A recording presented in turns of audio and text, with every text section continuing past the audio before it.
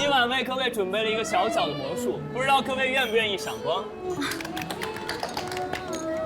我的左手什么都没有，右手也是。这里有一条空空的手绢，看好了，看好了。哇！这是我今天专门准备的，送给你，赵小姐。请。USA， 真正的美国货。谢谢杨处长啦。这次也要多谢赵小姐，赵局长那儿还希望你多多美颜。你先去那边休息一会儿，我等会儿去找你。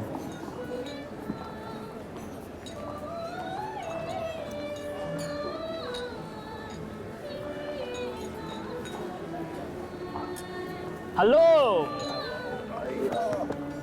杨秋雨啊，哎，她是医药局赵局长的女儿。我们的药品他们愿意。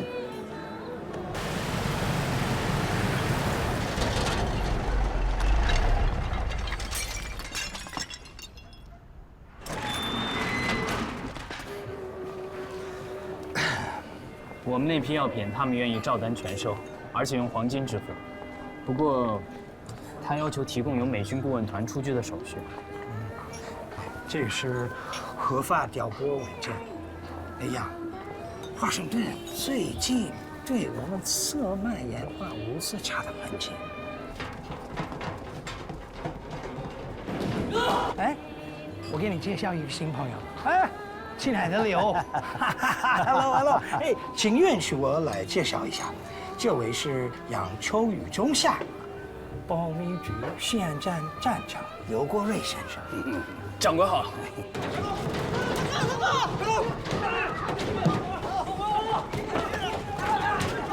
我只是个教书的，没想到在这儿碰到理查森先生。顾将军光复延安获胜，让我作为民国政府最诚恳的朋友，学习他的庆功宴，可是不礼貌的。对，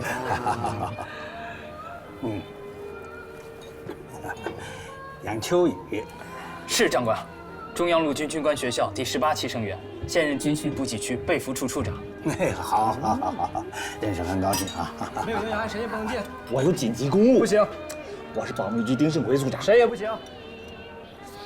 抱歉，理查森先生，我有些事儿要去处理，失陪一会儿。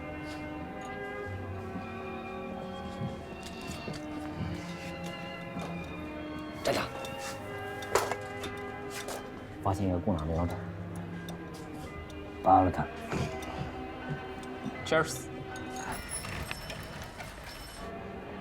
20几万美械精锐，攻打一座空城。那自然是兵不血刃了。空城？你是说胡长官攻克的延安是空城？哎，你跟着外国记者团在延安跑了个遍，你给这政治白痴讲讲你所见所闻。姓名？你要不能喝就少喝点啊。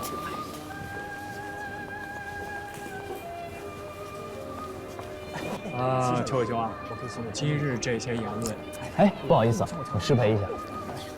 我教的很好。哎，你起开！周副官，秋雨哥，我就知道在这儿能找到你。我好像提醒过你，离我女朋友远一点。杨处长误会了，我只是想请齐小姐跳支舞而已。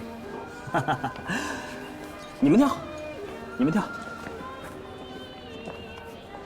有一个人你也许认识，他也姓朱，从小父母双亡，跟着他姐姐一起长大。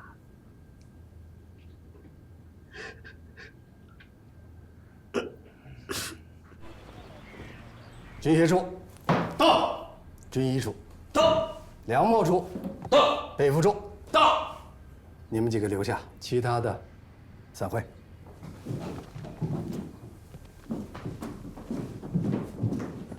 好，来坐下。我这儿呢有最新的兵站分布图和这次作战所需的调拨物资。为了备战下一步的作战计划，我们补给区设在各地的兵站分监部、支部也相应的做出了调整。鉴于这次行动的重要性，你们务必要叮嘱前方兵站单位，在部署的时候要严加保密，不得探听其他单位的调拨情况，更不得涉足整个补给部署。听明白了没有？明白。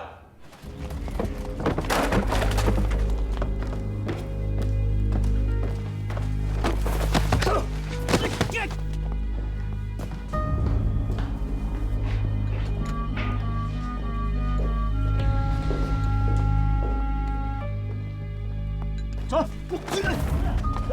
别动！再给我打死你！走，别动！再给我打死你！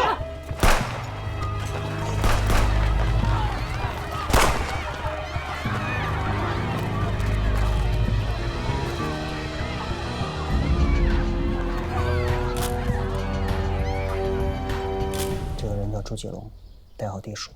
经核实，这个人已经叛变了。他在无为的时候归老陈领导，所以上级决定，凡是跟老陈这条线有过接触的同志，分批撤离。车里面没有你。那我一走，夏晨岂不是要断线了？你知道，这几年我跟他一直都是单线联系，组织里根本就没人见过他呀。这个你不用担心，你撤离以后呢，夏晨的关系会转到黄雀小组，你和新的联络员交接完成后立即撤退。这个是夏晨和新的联络员接到的信物。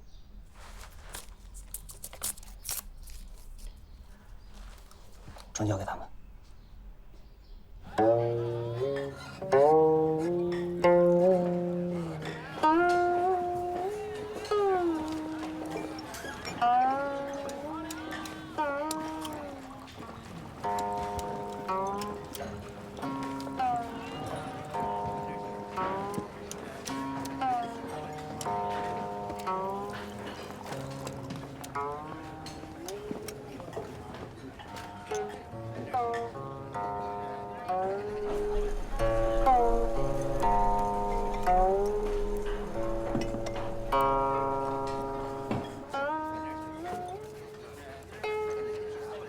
爷，您吩咐。好嘞，天字3号包房上客一位，点茶娘沏茶。我刚帮理查森做了一笔药品生意，这是我的那部分，你替我上交组织。组织上表扬我们了，说我们上次传递的情报很有价值。上面还有新的指示吗？15天内一定要搞到完整的补给数据，这很有可能是敌人针对我党中央的一次军事行动。补给区的兵站分布位置做了新的调整，你手里那份图还需要再修改。好，那我先记下，回去以后修改。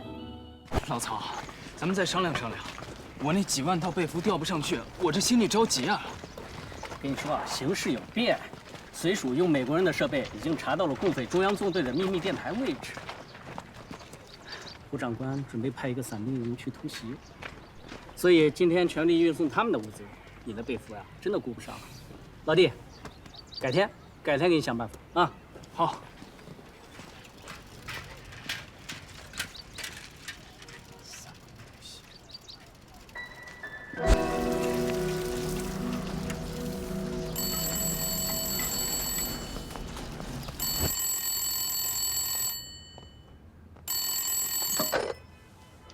喂，你是梅若华的保人吗？啊，是。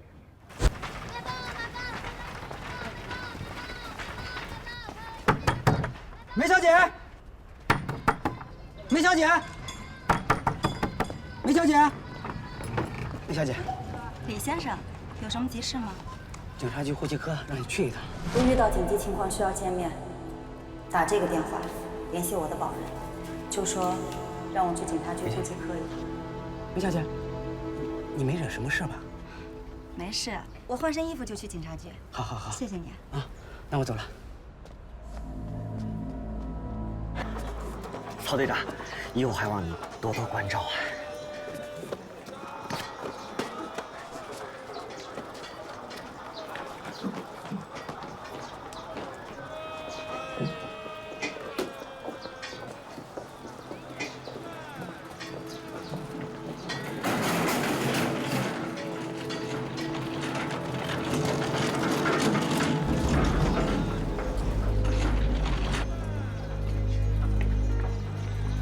什么时候发现的？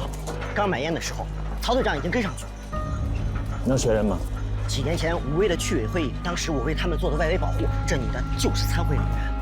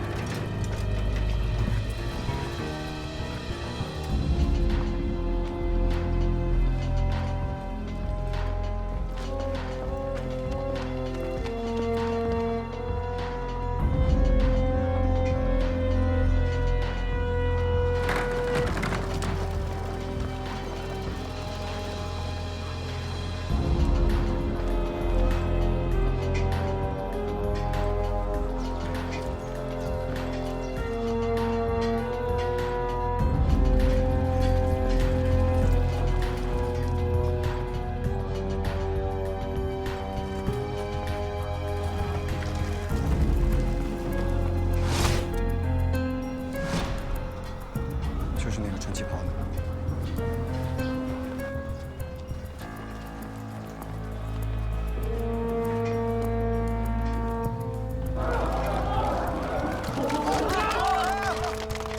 看看6000功夫啊，将变成噩耗。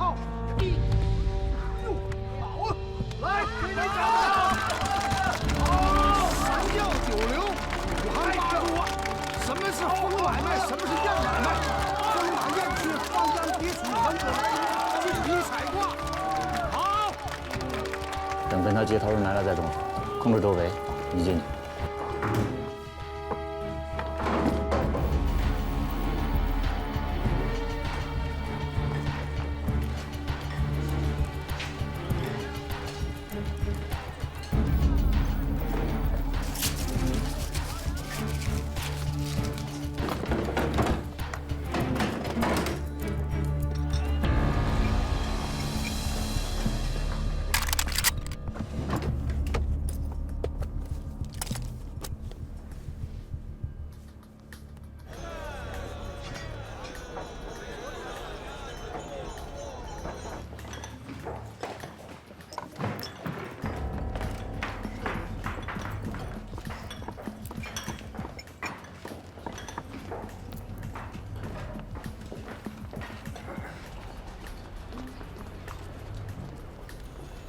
就是出来这个女的，衣服也换了，头发也变了。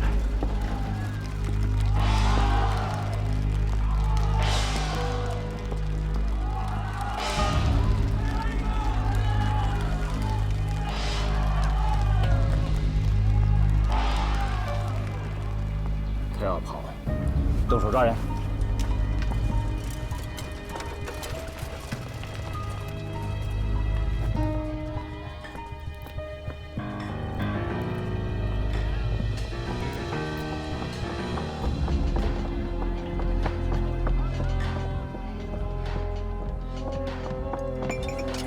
人呢？没找到。走，过去。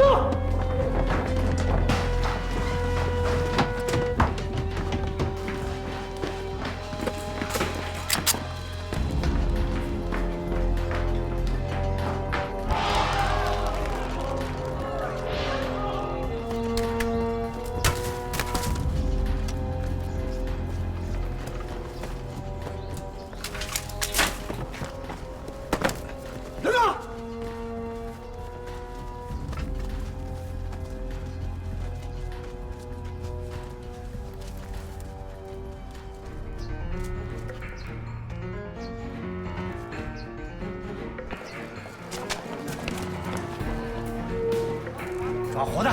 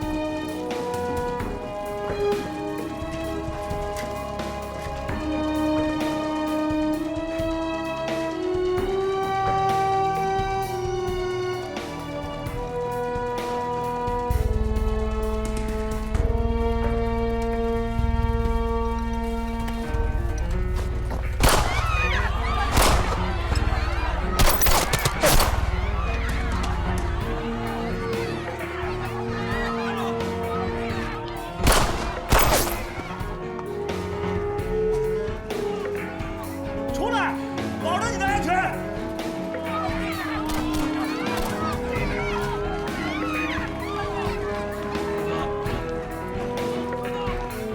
把枪扔出来，双手抱头。你已经被包围了。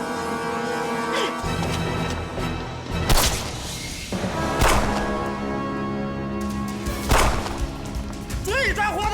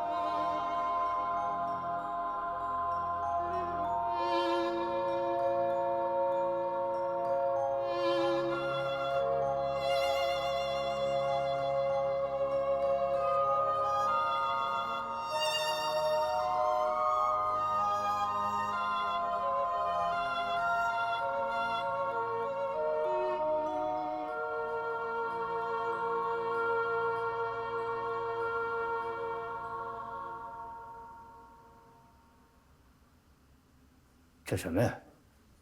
不清楚，看着像是一张地图，我一会儿送到技术科去甄别。还有什么其他发现啊？家里没有发现什么有价值的，茶楼里的人基本可以都排除了。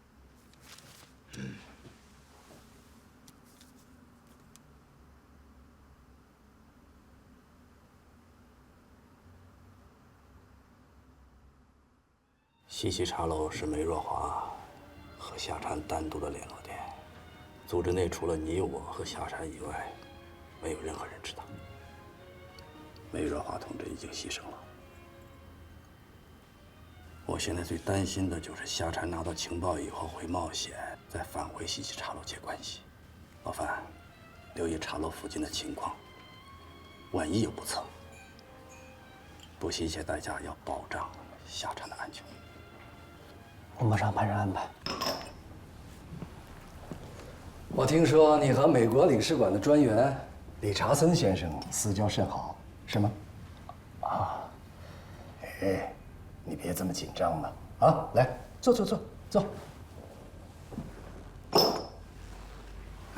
据说这个理查森先生也是美军顾问团的成员。是。是这样啊。咱们胡长官啊，准备将整编28师空运到榆林，还要在无定河、黄河之间做一个空中测量，因此申请了一批美元物资。可是这帮美国佬啊，就是迟迟不予调拨，啊，这可愁死我们胡长官了。哎，你看，能不能请这个理查森先生帮我们催一催这批物资？司令，理查森这个人眼里只有利益。如果要他帮忙，进庙拜佛这件事儿我也懂，啊，不过你放心，这个事情我会给你特权。补给区最近在大量转运军需物资，抽不出多余运力来调我们的货。如果把我们的货夹在这批美元物资里的话，我们就能享受优先运输的特权了。好，我会通知他。呀，这批货交易时一定要小心。如果出了事儿，不仅我兜不住，就算南京顾问团的那些将军们，他们都得回德州放鸟。你放心吧，我心里有数。这份是你的，这份给顾问团那些朋友。我喜欢跟你合作。因为你像上帝一样慷慨。补给区最近在大量调运空军汽油，我觉得会有大批的飞机飞来西岸。你看能不能利用这个机会，再运些货过来？你的消息之后了。昨晚三兵侦察部队按照计划出动，却扑了个空。共产党的情报系统真是无孔不入啊！老孙，这次你要再抢，就太不地道了啊！是啊，老孙，轮也该轮到我们了呀！意思啊？什么意思？唐市长，都别吵！王司令手令，从今天开始全力抢运美元物资。你们有什么看法？去找配服处的杨秋雨，他负责这事儿啊！哎，老宋，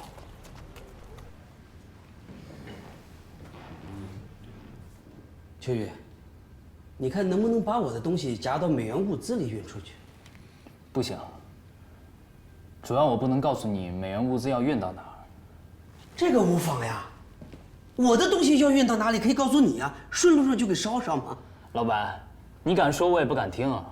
王司令明令，不得探听其他单位的调拨情况。是。哎，杨秋雨，我听明白了，你的意思是兄弟几个有难也不准备搭把手，对吧？孙处长，你要是说这话，我觉得咱哥几个关系处不处的也就不打紧了。哎呦，不着急，秋雨，老孙是个炮筒子，你也知道，真有难处，哥哥们也清楚。哎，我不清楚啊，你要想讨好他，那是你自己的事儿，你甭搭上我。老孙，你说狗的是不是啊？不分好赖坏，逮谁咬谁啊？我就这样，你想怎么地了？行了，别吵了。我知道老孙说的是气话，算了。你看看人家秋雨，你看看人家秋雨的胸怀，你再看看你，我怎么了？啊？哎，姓白的，你是用人朝前不用人朝后是吧？你求着我去警察局捞你小舅子的时候，你为啥不这样跟我说话呢？你要是说这话，那你妹妹去医院当护士是不是我办的？你闭嘴！你再多说一句，信不信我抽你？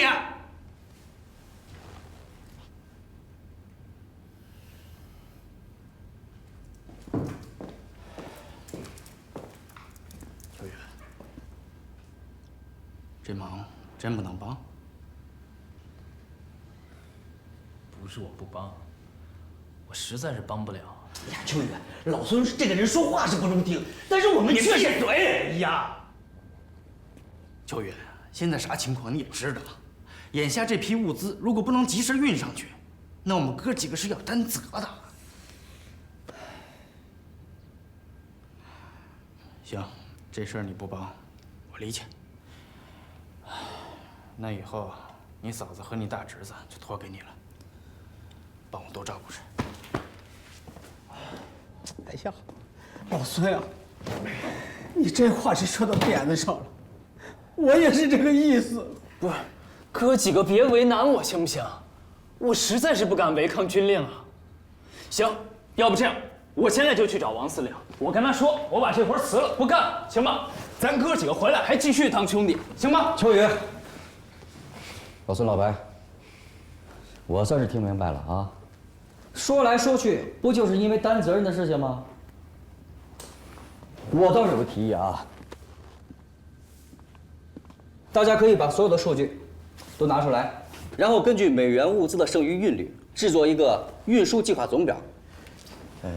秋雨啊，如果上峰知道这个事情，要追究责任，那我们一起担着，怎么样？没问题。那岂不是各处室的数据都公开了？不行，还是违反军令。哎，秋雨，我觉得老杜这想法不错，有事儿一起担着，谁都甭想做小人，是吧？我赞同。所谓法不责众。但是咱们有言在先，必须以抢运美元物资为主。你们各位掌管的物资，只能是顺带着，否则秋雨万不敢答应。各位，我们现在准备做的是有一定风险的事情，为了避免我们之间产生无端的猜忌，最大程度保证数据不外泄，我想先定几条规矩。我赞同。可以。无规矩不成方圆嘛，是不是？这些资料都是军事机密，所以在汇总期间人可以离开休息，但所有资料和演算草稿必须留在这间屋里。等运输总表汇总出来以后，各处室只能抄录自己每日的可运量，不得涉及其他处室。抄录完成以后，演算草稿和总表必须销毁。好啊，哎，好啊，也可略为我等违抗军令的愧疚。哎，好，哎，我没意见，我也没意见，我也没意见。哎，各位，多么不才，有个小小的请求，我年龄大了，记忆力不好，总表能不能给我弄个备份？你们放心，等完成运输，我马上销毁。这个不太好吧？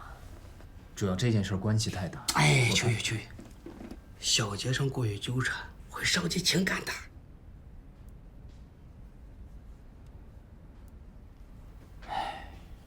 好吧，咱们开始吧。好，来，开始。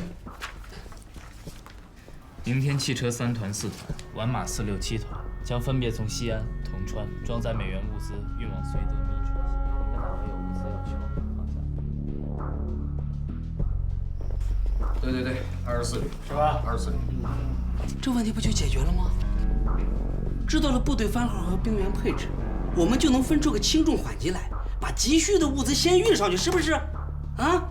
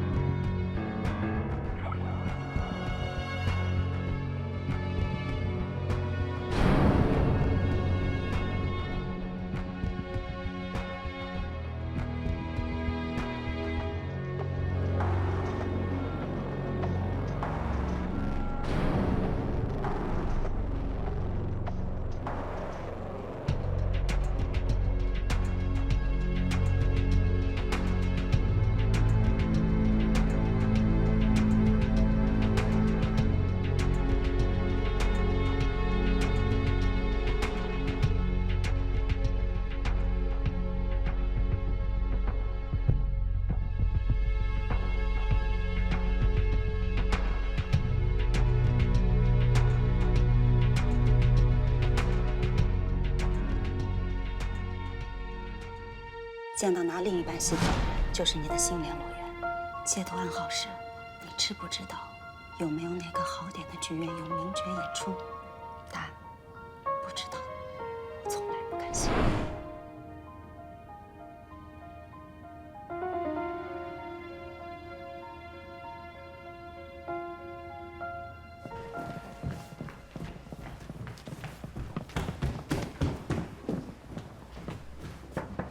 进来。站长，技术科的鉴定结果出来了，有新线索。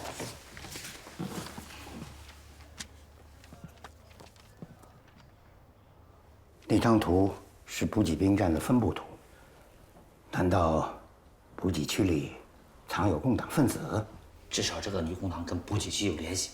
站长，我想查一查补给区，没准能抓到一条大鱼。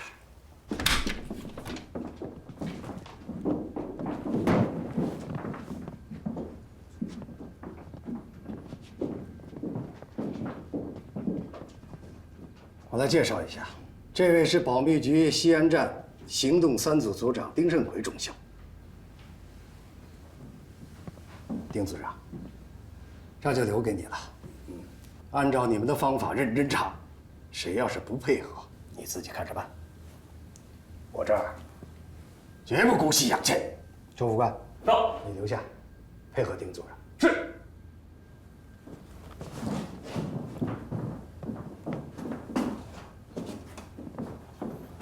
各位，走。我知道各位都是党国的股肱之臣，也是王司令的左膀右臂，在下职责所限，不得不让各位暂时留在这里配合调查。得罪啊！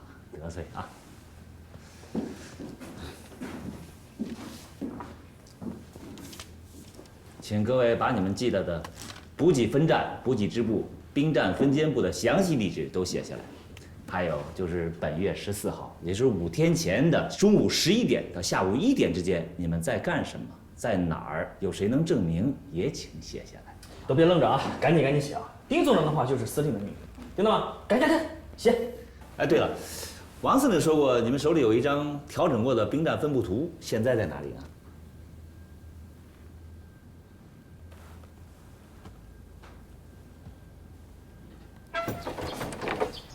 是孙处长家吗？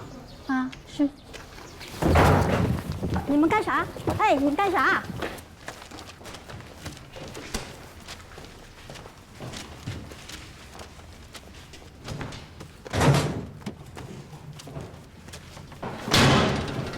杏花村里有家园。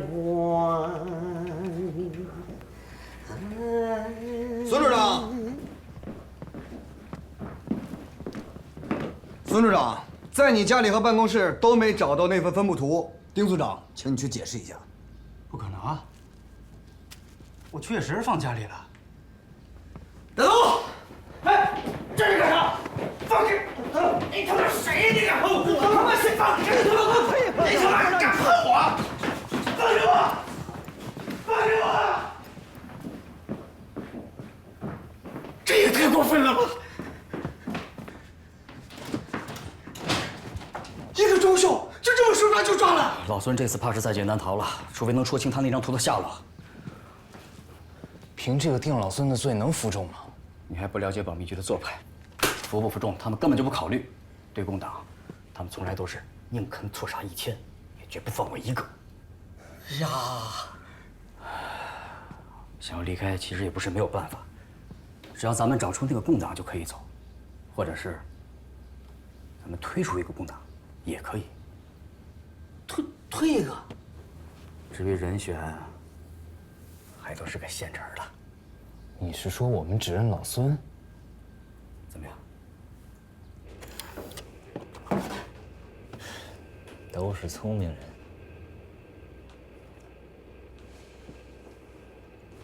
杰龙，这几个人有熟悉的吗？没有，之前都没有见过。哎，周副官，哎，这几个处长平时关系怎么样？秋雨，说句不该说的，讲义气也得分时候，在这个节骨眼上，该放的就得放下啊，自保第一。我不是想保老孙，我也没那个本事，我是担心保密局根本就不信我们的话，他们吃的就是抓共党这碗饭，咱们这些小伎俩，怕是根本就瞒不过他们。哎呀，秋雨，人不为己，天诛地灭。我觉得老孙的保密局真就是共产党，要不然他那张图纸怎么就不见了呢？可是咱们这么做，相当于是误导保密局办案，这罪名太大了。不行，我还是得再想想。哎呀，那还有什么可想的呢？这还想什么呢？老白，哎，别劝了，就让秋雨好好想想吧啊，他能想通的。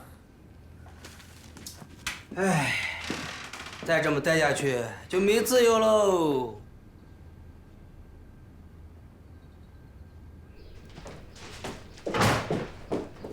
组长，技术科的笔迹鉴定报告出来了，所有人的笔迹都不符。有意思，看来我们碰上高手了。姓孙那儿问出什么了吗？咱们要不要动刑？咱们保密局办案的什么时候瞻前顾后了？去查查这个姓杜的，短短2年时间，竟然换了3个单位。至于孙处长嘛，就交给周副官去审了。丁组长，卑职定不辜负您的希望，我这就去。周副官，别急，不在这一时半会儿。周副官，有意愿到保密局做事吗？当然愿意了。丁组长，补给区这些人都是王八蛋，别看平时对我还行，但骨子里都瞧不起我。好了，爱发牢骚的男人是不会有长进的。如果你在这个案子上面有所表现的话，我会考虑去和王司令说说的。去做事吧，记住可以用刑，但要注意分寸啊。是。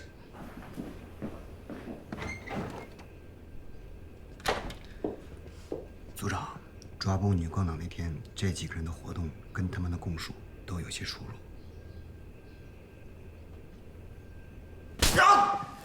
很有骨气嘛，越来越像共党了啊！姓周的，我告诉你，老子不是共党。不是，不是。我告诉你，就算你不是共党，我也要把你变成共党。也就是说，你14号那天一直喝酒喝到下午，然后就宿醉回了家，陪同的人就是你给曹队长那张名单，对吧，白处长？对。杨处长，以你对白处长的了解，你觉得他说的话有几分可信？丁组长，闭嘴！我让谁说话，谁才有资格说话。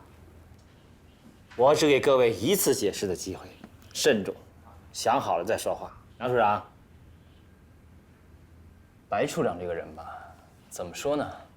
虽然胆小怕事儿，但他知道你们在调查什么。我认为他不敢撒谎，我相信他说的话。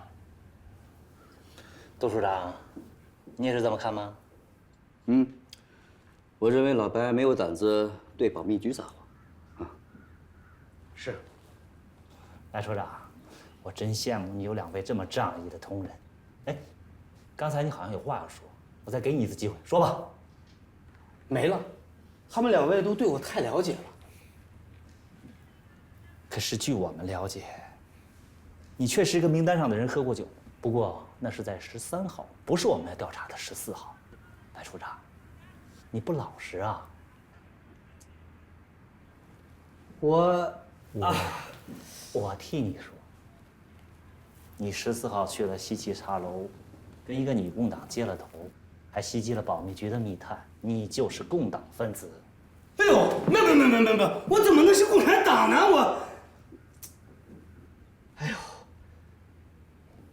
？14号那天，我去了小舅子的诊所，给他送了一些西药，那是我从战地医院贪污的。不信你可以去问他。2位现在怎么看待白处长？啊，杨处长，你是不是有被愚弄的感觉呀？啊，杜处长，你要在我的位置，会怎么处置白处长？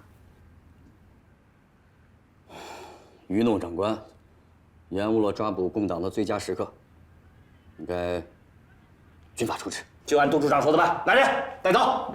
哎，老杜，你乱箭杀人是不是？啊，你那天根本就不在宿舍，他说谎。老板，你别咬啊！闭嘴！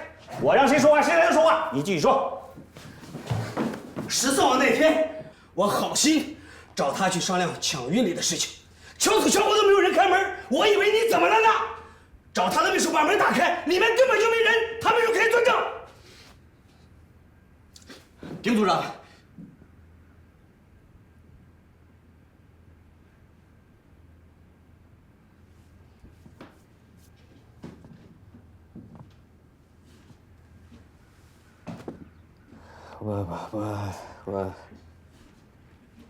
我在外面养了个女的，那天就是给她庆祝生日去了。你要是不信，我可以给你地址，你派人去查就知道了。哎，各位，这不是一个能见的人的事儿，别让嫂子知道了。麻烦你们给我保个密。白处长，来，坐。哎呀，3位大处长，有2位跟我撒谎，你们真不拿我们保密局当回事儿啊！哎，杨处长，你不会再让我失望了吧？我那天是真的去了洗衣房，洗衣房底单上签名确实是你的，可是老板说你是上午10点去的，我问的是11点到1点你在哪儿？我在逛街。逛街？有人证明吗？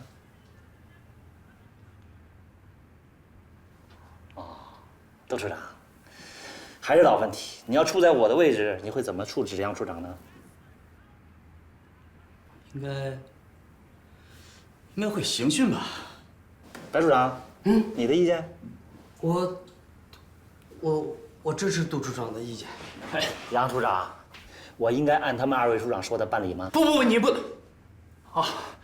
我是想说，组长，你应该不会在没有证据的情况下对党国的军人下手吧？你这么一说，还让我无言以对了。哎呀，今天跟各位聊得特别愉快，起码我们加深了彼此的了解。不知道三位有同感吗？有。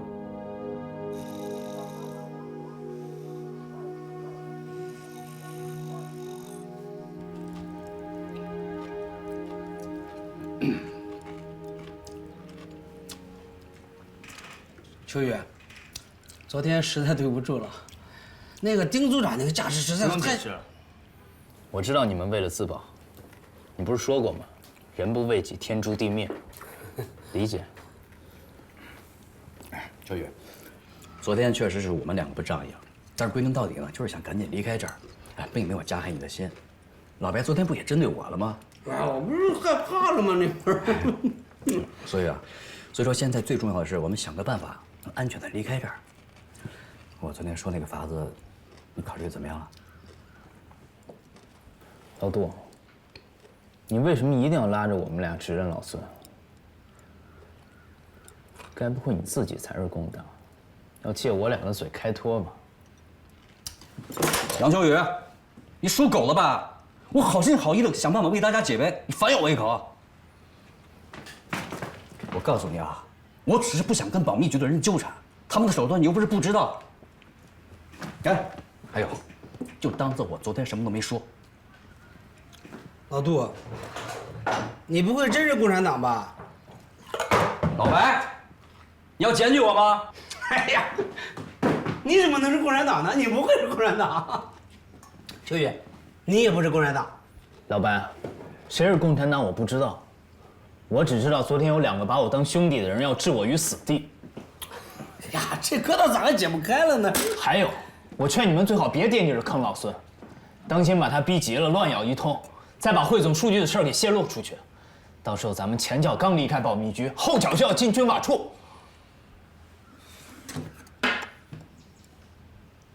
组长就是高明，这才刚刚是个开始，好戏还在后头呢。这个姓杜的底细查清了吗？还没有。不过此人的履历有改动的痕迹。这个人绝非善类，盯死他。我也觉得他嫌疑最大。那姓白的啥也不是，那姓杨的也就长得像个人。现在下结论还为时过早，也许我们看到都是表象。组长，汇总数据的事情查清楚了，他们几个17到19号凑在一起汇总了一份运输计划总表。组长，这个事情有猫腻。王司令强调过，为这次作战提供的补给数据要严格保密。可他们之间搞了个汇总，这样的话各处室之间的数据就都公开了，这违反军令的。什么作战？是胡长官近期要与共军作战。王司令为了保密，要求各处室之间不得有业务交叉，以防有人掌握完整的补给数据。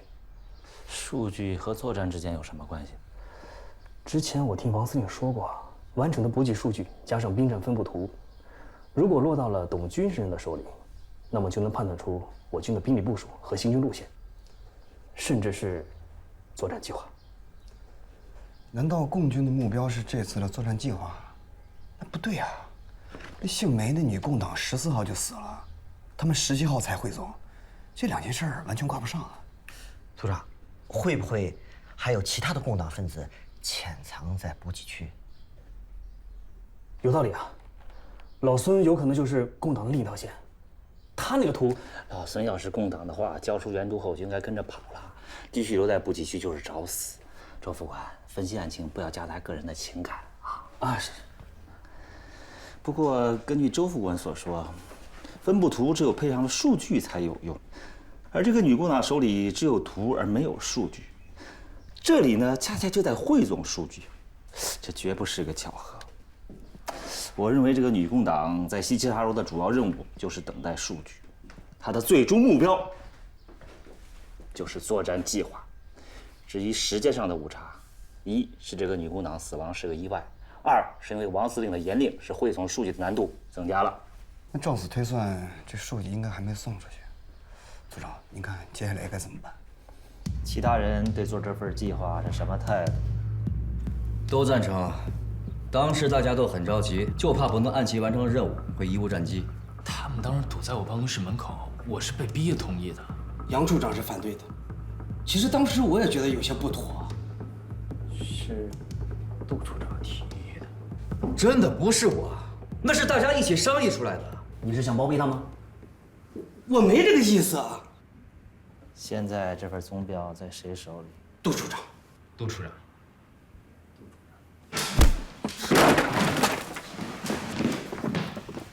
那夜呀，那夜呀！混账东西，竟然违反军令！要是丁组长及时发现，你们将会成为党国的罪人。还不谢过丁组长？谢谢丁组长。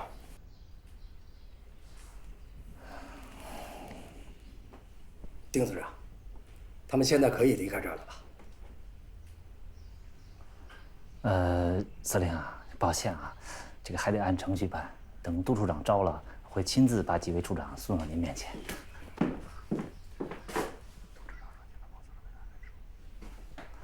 司令，估计还得劳烦您一趟。杜处长招了，但他一定要见了您的面才肯说。快起来！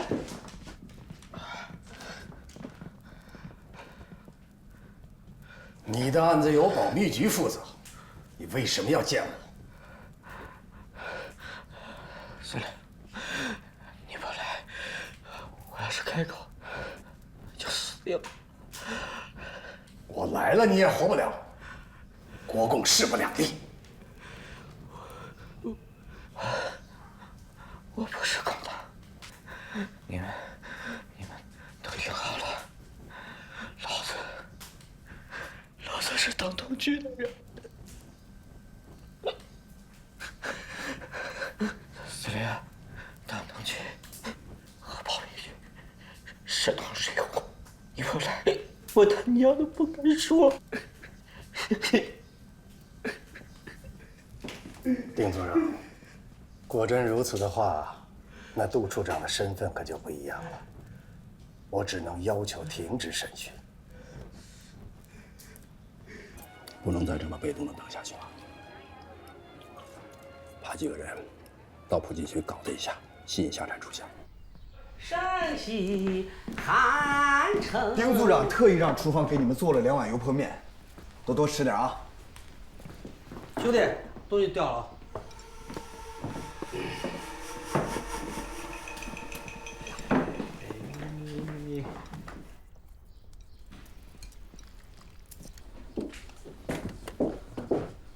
组长，没发现什么情况。王司令明令规定不许行刑，这已经严重影响咱们审讯的进度了。您看，咱们要不要换个地方审啊？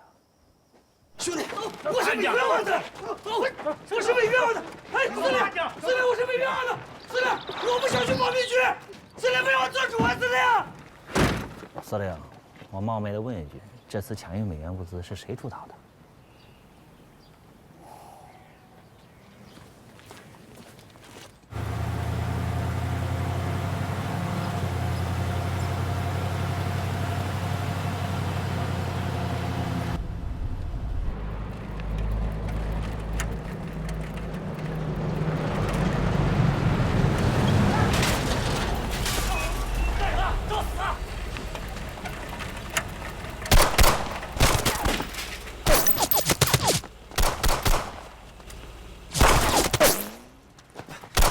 下车！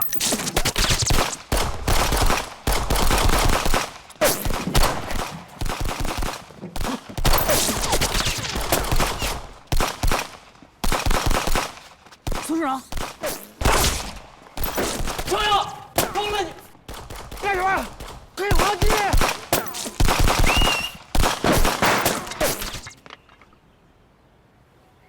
人呢？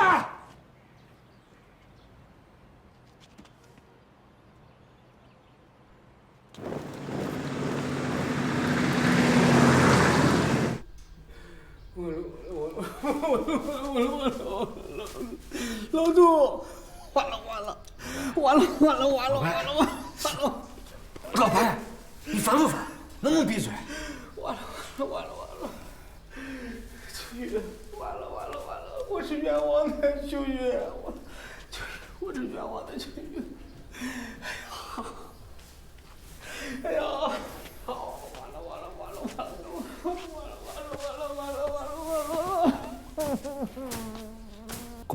行动应该是锄奸而非营救。朱继龙的死不好向举措汇报啊。他这个人最看重的是影响。如果我们连投诚的人都保护不了，谁还敢投靠我们？卑职失职。好了，这些我来处理吧。案子有头绪了吗？我怀疑杨秋雨。据我调查，他经办的强印美元物资是引发这次数据汇总的主要原因，但是细查又毫无实据。这个人我有印象，他和美国领馆的专员理查森有些交情。若无实证，不要轻举妄动，免得不好收场。卑职明白。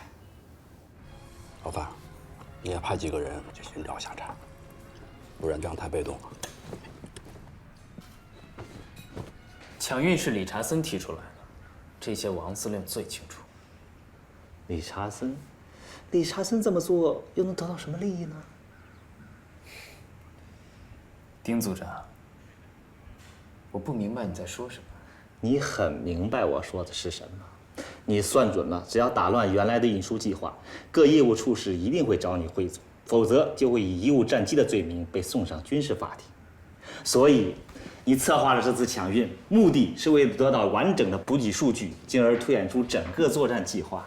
你就是我们要找的那个共党分子。放屁！汇总数据的事我一直是拒绝的，毁掉演算草稿和总表也是我提出来的。我要是共党，怎么会把已经到手的情报给毁掉呢？丁组长，不要以为到了保密局你就一手遮天了。为了交差，连作战计划都编出来了。可以理解，被人戳穿的滋味真的是不好受哈。杨处长，你真是心思缜密呀！布局的时候把退路都想好了是吧？不过你别忘了，再狡猾的猎物也斗不过优秀的猎手。丁组长不必在这跟我打禅机。我杨某虽人微言轻，但绝不会令人摆布。想让我当替罪羊可以，拿出证据来，否则一切免谈。定力也不错，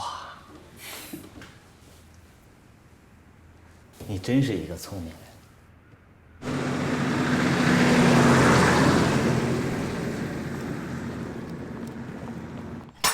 真是胆大包天！保密局是他去的地方吗？他说保密局有个姓周的副官会帮他，想让我陪他去，可是我害怕，就不敢去。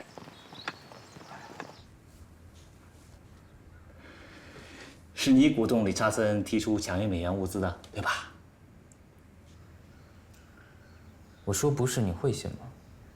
理查森的事我确实是知道一些，不过你的级别太低了，知道的太多对你没好处。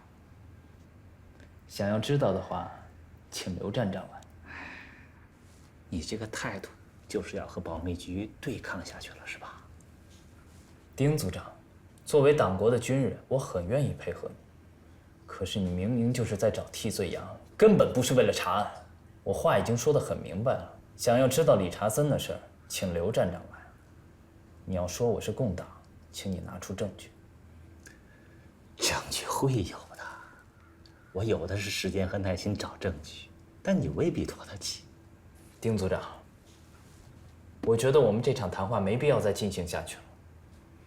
来人，送杨处长去休息。是。如果我没有猜错的话，你的情报应该还没有送出去。好好休息，好好休息啊！杨秋雨犯了多大的罪啊？啊，他活不了多久了。哎，我不一样啊，我很快就调到保密局工作了，未来我的前途一定会超过你。闭嘴！我不想听你说这些。你要是不帮忙，我现在就走。哎，月如，月如，我真的很喜欢你，我肯定比杨秋雨这个人好。让开！哎，月如，你让月如，开！你听我说，你先别。哎，新月如，你什么叫不动我的心呢？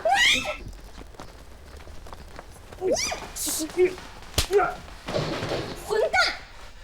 来，这个女的是共党嫌犯的同伙，看住她，没我的命令，不许放她出去。是。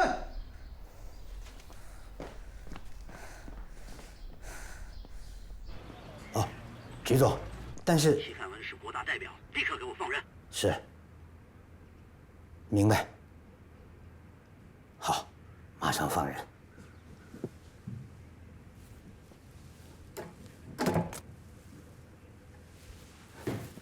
齐老啊，些许小事，哪值得齐老惊动赵院长啊？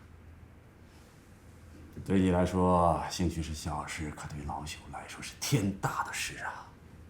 是这，我想给女儿担保，不知刘站长给不给这个颜面？哎呦，齐老啊，这话可折杀国瑞了。盛奎，是。去带去请齐小姐过来。我一起去。主要带路，你把齐小姐关哪儿了？把她关在我宿舍了。什么？刘国瑞，我女儿有个好歹的话，我跟你不死不休。哼，这样。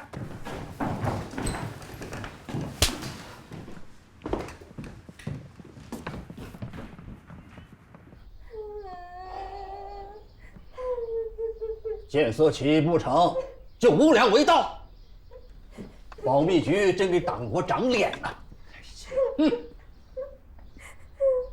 不哭了，不哭了，小玉，给老大呀回南京啊，把你的委屈啊给赵伯伯好好说说，行了吧？啊，齐老息怒，国瑞定会给齐老和小姐一个交代啊。周耀，赶进来，给齐小姐道歉。你混蛋你！下来，齐小姐，对不起，是我死皮赖狗胆冒犯了你，对不起，对不起。这样，给老妈回家吧，啊！不，我不走，见不到秋雨哥我就不走。让我见秋雨哥，不然我就去南京告你们。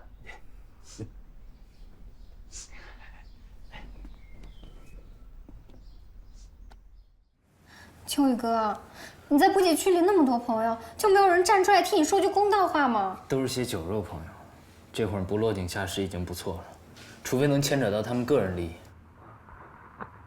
岳总，干嘛？我想你啊。秋雨哥，你别再……我想你了。这杨秋雨啊，花花公子啊，没准是他掩盖自己的手段呢。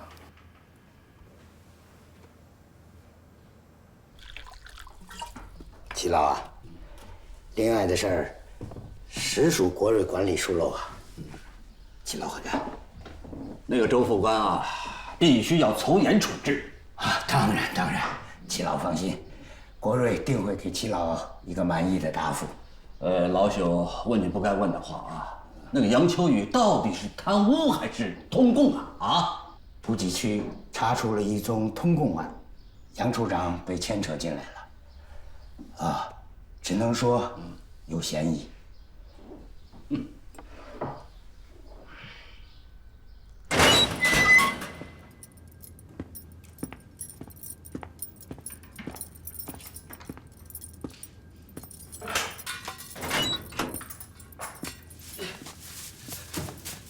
组长，救救我呀！啊，救救我！因为你这破事儿，站长让局座骂得狗血喷头，怎么救你啊？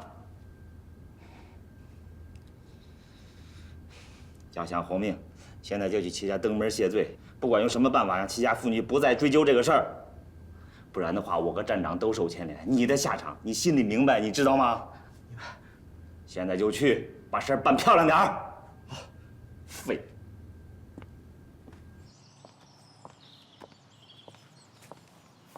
小姐，我山兄弟赔罪了。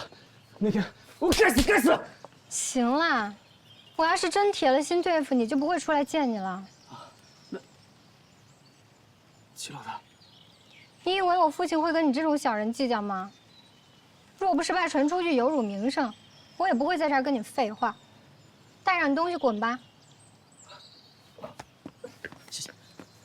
哎，等等，把这包点心带给秋雨哥。我可警告你，我父亲马上就会去南京托人搭救秋雨哥。若是你敢私下里虐待他，我会杀了你的。不敢，你放心，我一定尽心照顾好杨处长。这些钱你拿着，每隔2天去德茂宫给秋雨哥买些点心，剩下的归你了。不用，我有。拿着。不想再跟你这种人有什么瓜葛了。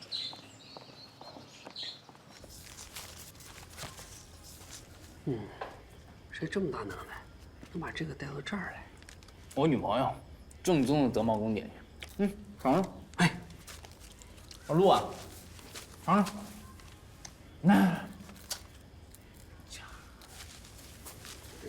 吃蒜。让周耀滚蛋吧，别再惹出什么麻烦。为了防止泄密，结案之后就让他滚蛋。站长，杨秋雨怎么办？继续查。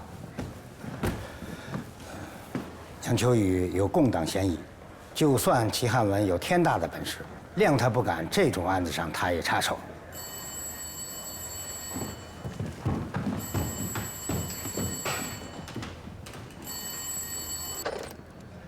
喂。哦，胡长官，是有个杨秋雨，美国人。胡长官，是，卑职不敢，坚决执行命令。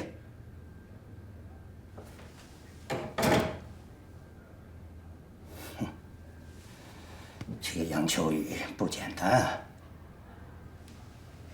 胡长官要求我们3日之内了结补给区的案子。王司令去胡长官那儿告状了。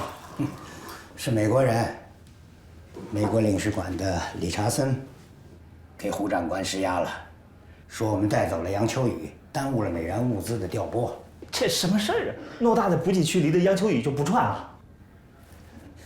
美国人是为杨秋雨开脱，逼我们放人。那我们重点排查杨秋雨。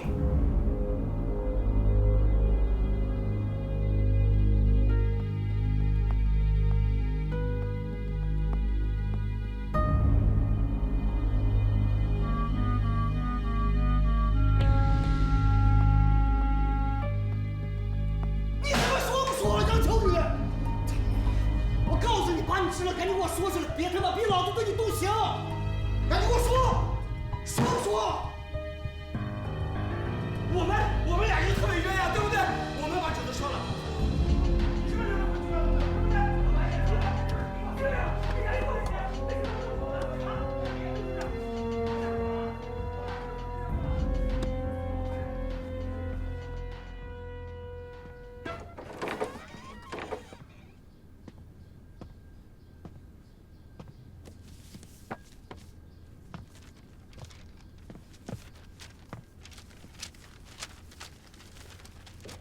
远登，都去吃早饭了，我给您带了一份。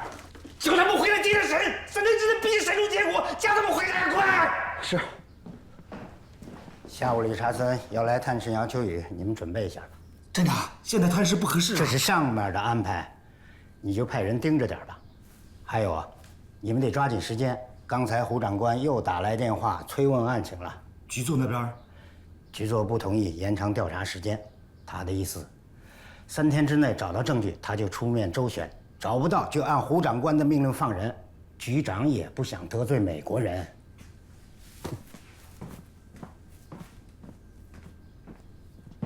组长，什么手段？什么手段？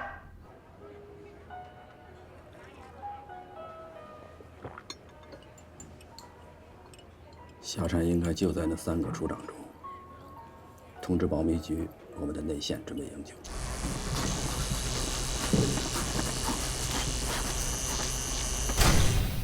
说，你是不是共产党？丁组长，你心乱了。跟老子说点有用的，抢运美元物资是不是你策划的？是我找的理查森。王司令打的电话，目的呢？我想控制最近这段时间补给区的运输力量。然后呢？逼迫各处室找你汇总数据，你得到完整的补给数据，对不对？那只是意外。意外？你们还有什么目的？理查森是我生意上的合作伙伴，我们卖的是药品、燃料这些管制物品。美军顾问团里面也有我们的人。我问的是目的，你给我胡扯什么？我们的目的就是控制补给区的运输力量，来运送我们的货。只是没想到会卷到共党的案子里来。你还在耍我是吗？你还在耍我是吗？给我垫，给我垫！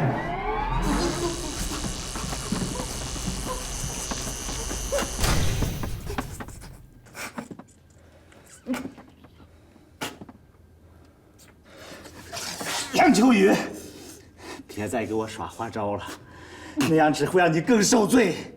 你的目的就是逼迫各处室找你汇总数据，你得到完整的作战计划，对不对？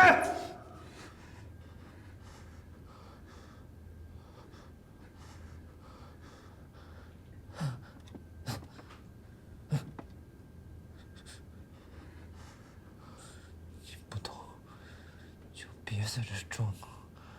从一堆数据里，如果能推演出作战计划，那作战处和参谋处早就被补给区替代了。我的忍耐是有限度的。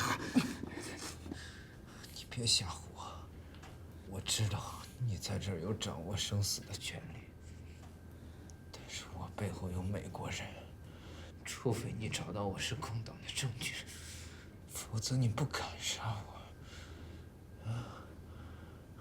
只要我还活着，我一定会好好报答你的，丁组长。你在威胁我？我敢对你英雄，我就不怕你报复。整个补给区只有你们4个看到了新的分布图，现在只有你和老白有嫌疑。你不会告诉我老白那个草包是共产党吧？谁告诉你只有我们4个能看到？谁给你保证的？我们只是手里有图，机关里那些参谋、秘书都有大把的机会看到这张图，包括作战计划，他们都有机会看到。你就是把我当软柿子捏了，故意要给我扣一个推演作战计划的罪名。理查森说，我明天就能出去，还有什么招数？来啊，来啊，别走啊！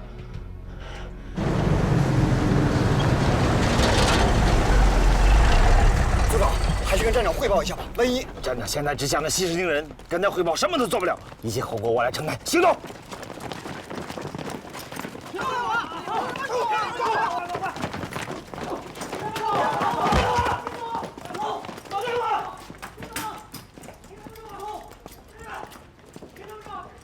保密局又抓了10几个补给区的人，现在下沉的处境很危险。内线请求用暗语逐个试探。不行，风险太大了，甄别范围扩大了。看来下禅脱壳了，通知内线的同志暂停一切行动。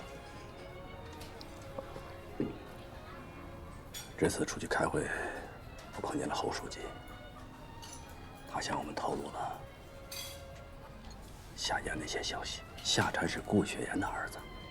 顾雪岩。没想到他的儿子竟然也成了我们的王牌情报员。老范，我琢磨了一下，能不能利用这个信息找到夏禅。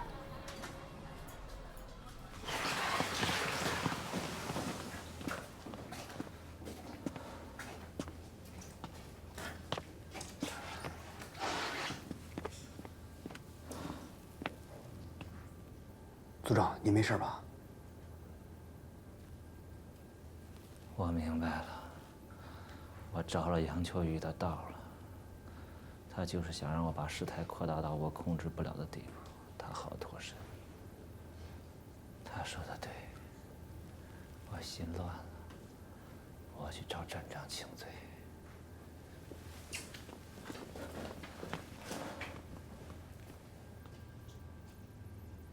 拿过来我看看。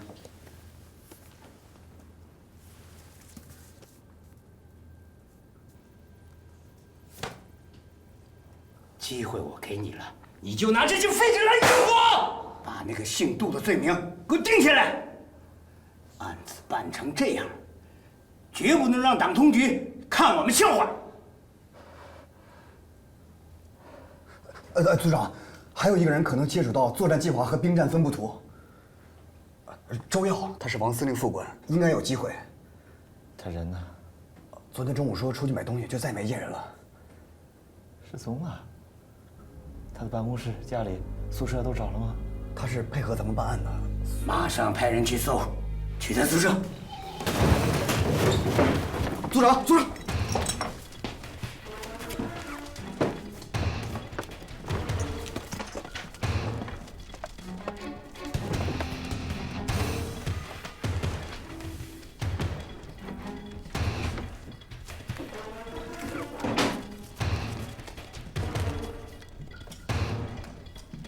站长，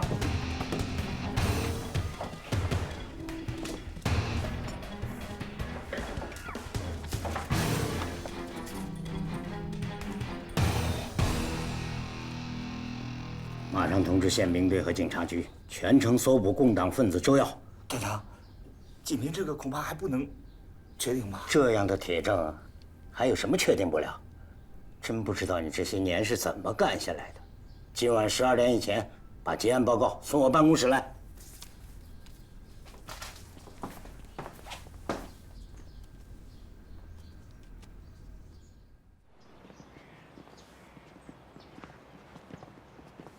王司令先行，2位处长我会派人送回去。好。张处长，这里请。秋雨何德何能？劳烦丁组长亲自开门。这是一个胜利者应得的荣誉，这一局丁某输了。同为党国效力，何谈输赢？我会盯死你的，不管你掩藏的多么完美，也改变不了你是一个共党的事实。丁组长总是空口无凭，不过秋雨愿意随时奉陪。再有机会交手，我不会让杨处长失望的。来日方长。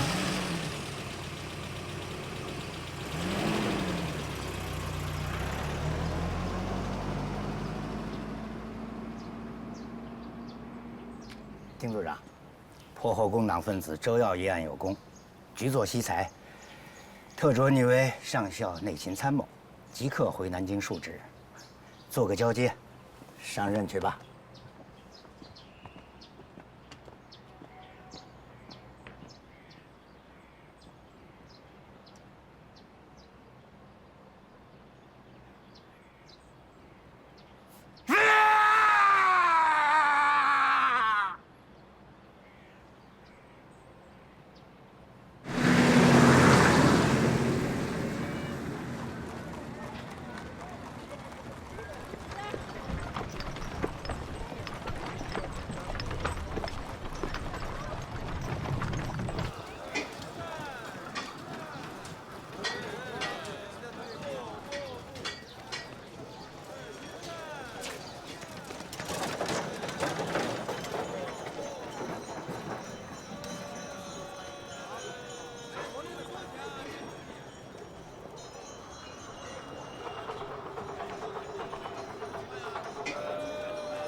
您好，伙计，听说咱们这儿收购药材下蝉蜕壳，我手里刚好有批存货。先生，您搞错了，我们这是胭脂店，不收中药材。哦。那我想问一下，你们老板是姓黄吗？先生，您又搞错了，我们老板姓范，不姓黄。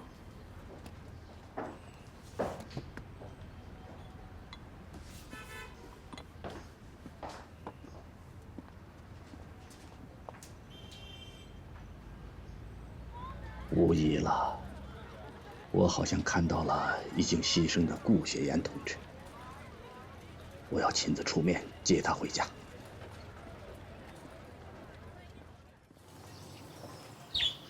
月如，你下去吧。爹。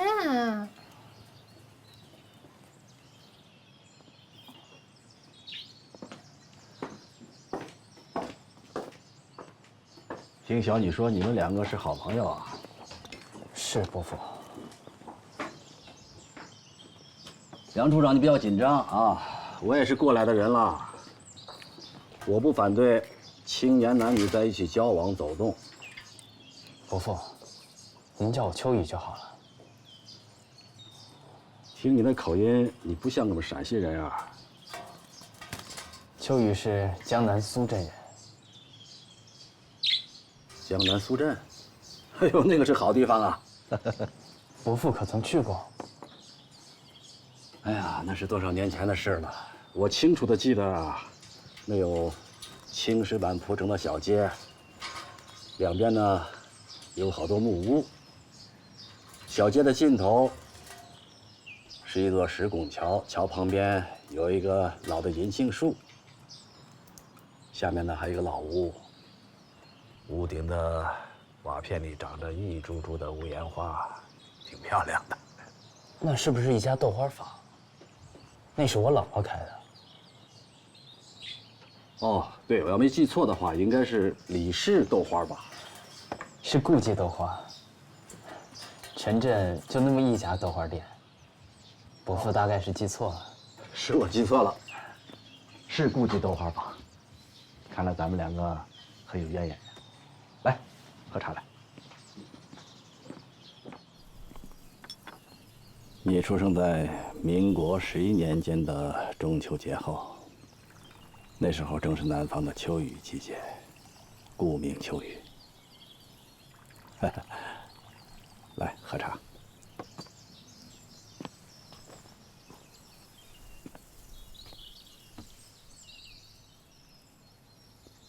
伯父怎么会知道的如此详细？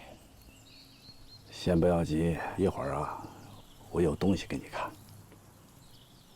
之前呢，我先问你个问题，你要如实的告诉我。听保密局的刘站长说，你们几个补给区的处长有共党嫌疑，是真的吗？这件事情已经查清楚了，副官周耀是共党分子，我们几个都是被牵连进去的。共党我也见了不少，周耀他不可能。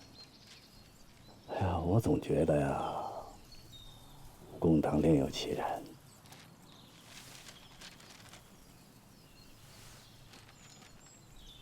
你是不是共产党？嗯？伯父，我怎么会是共党？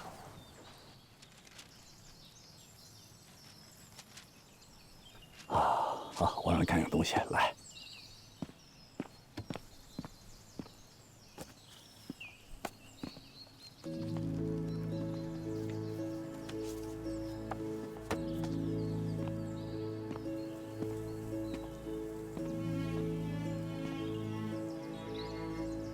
你仔细看看这张照片，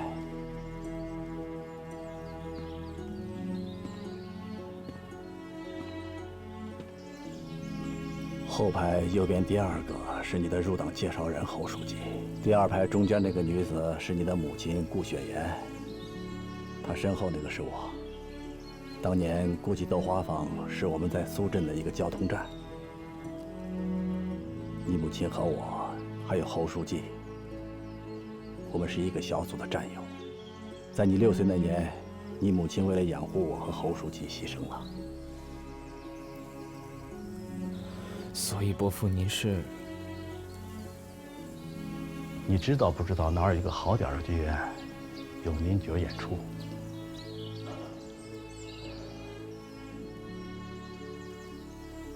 我不知道，我从来不看戏。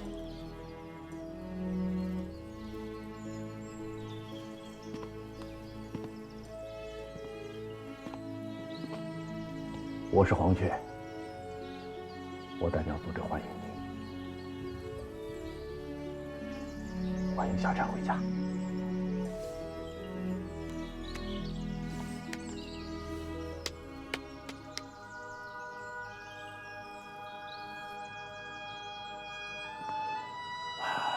梅若华是个好同志啊，是我党优秀的一名党员，他完成了自己的使命。我也会向组织汇报的。说说你吧，你是如何偷婚的？还有，周耀手里那半张戏票到底怎么回事？多亏了月如的帮忙。月如？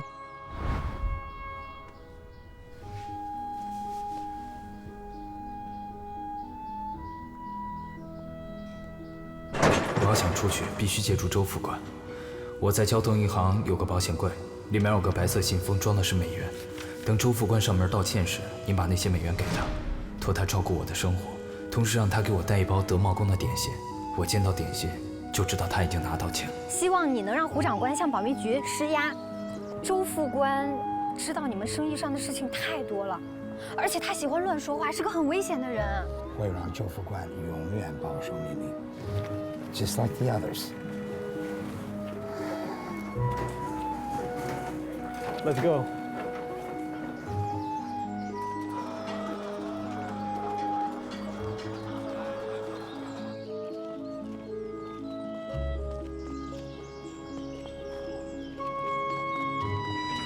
你干什么？我是保密局的，你放开！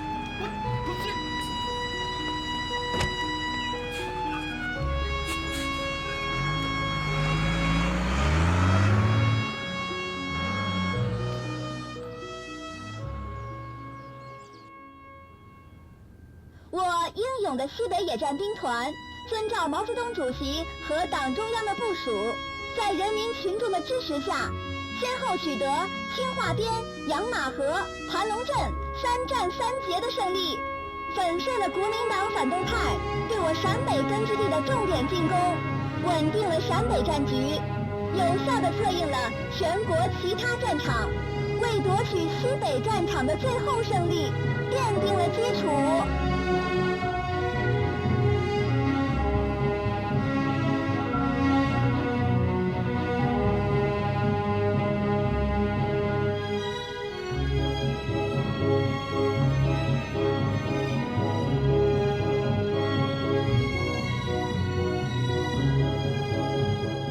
求你了，老头，药品上不去，前线那帮兄弟们不得把我吃了呀！吃啥也得讲程序啊！哎呀，都什么时间了，还讲什么破程序啊？规矩都是人定的嘛！前线上不去，让兄弟们来呛纸啊！咱以前没这么复杂呀！对呀，以前我也没违反军纪啊！你什么玩意儿？给兄弟们解释去，对，解释解释。别这么说，你要这么说，我真解决不了。什么解决不了？你每次遇到问题就是解决不了，解决不了。为什么你解决？杨副参谋长，杨副参谋长。杨副参谋长，杨副参谋长，这几个瘟神啊，我真是没办法。谁瘟神了？这物资运输的事情已经耽误2天了，谁也没办法担这个责任嘛。行，对呀，都别吵了，这事我来解决。曹处长，战时程序一切从简。哎，那司令那边怎么交代？所有后果我来承担。行，什么简单了？杨副参谋长啊，杨副参谋，哎，杨副参谋长，司令那边你看。